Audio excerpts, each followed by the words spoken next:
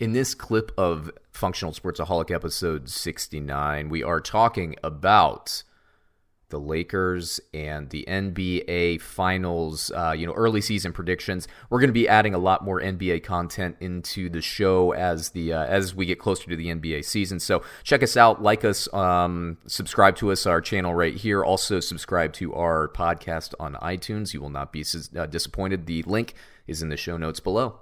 You're teasing me with some aliens. I know. I want to talk about that, but let's talk about NBA just a little bit first. I saw Tatum injured his ankle, the whole Team USA stuff, but just NBA, it's kind of slow right now. It's just not that time of year yet. But what are you thinking, man? We've had some time to marinate since the crazy offseason. Who are you thinking in terms of, who's your Western Conference final matchup? Who's your Eastern Conference finals matchup?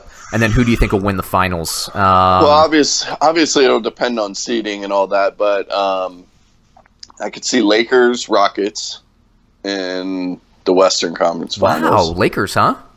Yeah, man. Why? Why do you say that? I think they put together a good team, man.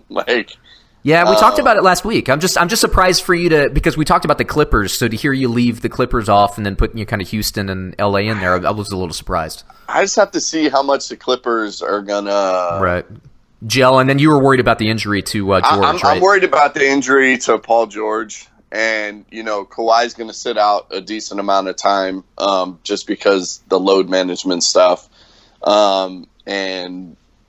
Anytime you take a team that is hungry as that last Clippers team was, and then you start adding some star power, and you start adding more cameras, and you start adding more of that stuff, is the team still going to be the same? That's exactly why I'm worried about the Cleveland Browns in the NFL this year, by the way. Yeah, it's the same thing. Once you start getting a little bit more Hollywood, are things going to start to be a bigger issue?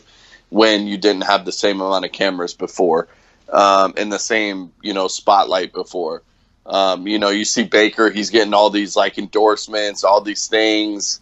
They have, Odell there, and they have all that stuff. But is it going to be? Teams are now. You're not going to sneak up on anybody. So while it was a feel good story last year, now you're all right, we expect you to win. We expect you to not even win, but we expect you to go far. Not only that, the same thing with the Clippers. They're expected to be really, really, really good.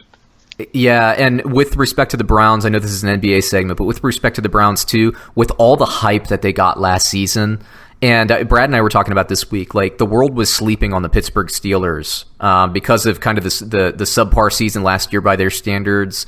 They looked so sharp in the two drives that all of their starters played. They looked so good, and the world. I was like, this is the first time in 2 decades, 15 to 20 years, that the world has been sleeping on the Steelers, and now they've come back, and I think they're the odds-on favorite to win the division again. I think a lot of money came back on them, but believe me, teams like the Steelers, tough teams like the Ravens, even the Bengals, with all the hype that this team got, they want to go in and they want to teach them a lesson. So my big question for the Browns this year is, are they like the 1991 Dallas Cowboys where they got to 10-6 and they didn't win the Super Bowl that year, but it was pretty obvious that they were going to build? Or are they the 1999 Redskins where they had all this star power on a promising team, but the personalities, the locker room couldn't handle it? And it really could go either way. But I know one thing, dude, is I'm going to be watching the Browns this week against the Titans, and pretty much all season long because they're so interesting. But back to the NBA stuff. The Clippers, I see Bovada has the Clippers at 325 plus 325. The Lakers, to your argument, Sam, they're at plus 300, so they like them. Let me find Houston, and Houston's at plus 850. So I guess in terms of Las Vegas or sports betting or whatever. And I'm trying to find Golden State just to confirm here. Yeah, the Lakers and the Clippers are the two odds-on favorites in the Western Conference. So there you go. But yeah, you picked Houston. That would be a good matchup too. We know I know the Westbrook and the Harden stuff, but I think they're going to put up a really good regular season. I don't think they're going to get to the finals or anything like that, because I think that will. You got, unless one of them changes their game dramatically, mostly Westbrook would have to really just be like, all right, I'm here to defer. I'm here to get the ball to the open pieces that already make this team really good. And that's a huge if, he can do that, I feel like they are they're a team that is built to get to a conference finals and compete. LeBron has been, people are pretty much passed him over, and I think he's really gonna just try to shit on everyone this year. My only thing with them is I don't know if they have enough shooting to get it done. Eastern side, obviously you got to go with Milwaukee, and I would say Philadelphia as the two top teams there. Yeah, Boston's going to be better, but I would say Milwaukee and Philly for the Eastern side. Yeah, I see Philly's at plus 850, so it's like 8.5 to 1. Bovada has Milwaukee is at plus 550, so it's basically 5.5 to 1, and then Boston's at 25 to 1 to win the finals. So there you go. I mean, you're pretty much in line, I think, with the rest of the community there. I tend to favor a little bit, Milwaukee in that matchup personally, but you know a lot more about basketball than I do. So, what do you think? I like who I like, man. I really do. I think Philly is.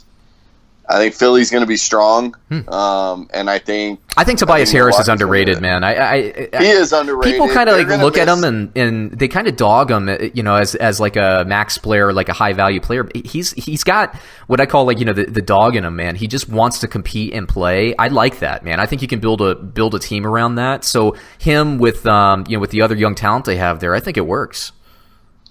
Yeah, and, I mean they're going to miss JJ.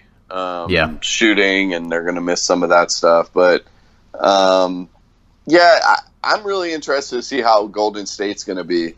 Yeah, they're at 10 to 1, by the way. And I'm not giving up on them. Me neither. And at 10 to 1, I think that's a good... I wouldn't be surprised if they went to the finals. I think their bench is the weakest it's been, and that kind of concerns me. But if they can get a lot out of D'Angelo Russell, and I think Steph's going to have another, MVP type of year. And if they can get Draymond to come in shape and not take him 4 months to get in shape this year, he's going to have to come in shape and be ready to play and do all the things needed. I could see them going deep in the playoffs. Me too, man. I don't think you can discount because Clay will come back at the end of the year, right? They're at 10 to 1. Bovada has them at right now. As a futures better, I think that's the one that I would actually feel pretty good about because I'm not the biggest fan of betting futures, honestly, just because, your money's locked up for a while and so much could happen with injuries and all that stuff, as we saw in the finals last year, by the way. At 10 to 1, though, Golden State, I like it. I really do. And the West is wide open, so anything could really happen. And like you said, if they can get a lot out of Russell, man, there's a lot to like, I think. So yeah. All right, so that was the clip of Functional Sportsaholic episode 69, the NBA clip. Once again, we are going to be adding a lot of NBA content to that show. Like us, subscribe to our channel here. Also, subscribe to our channel on iTunes in the link notes below.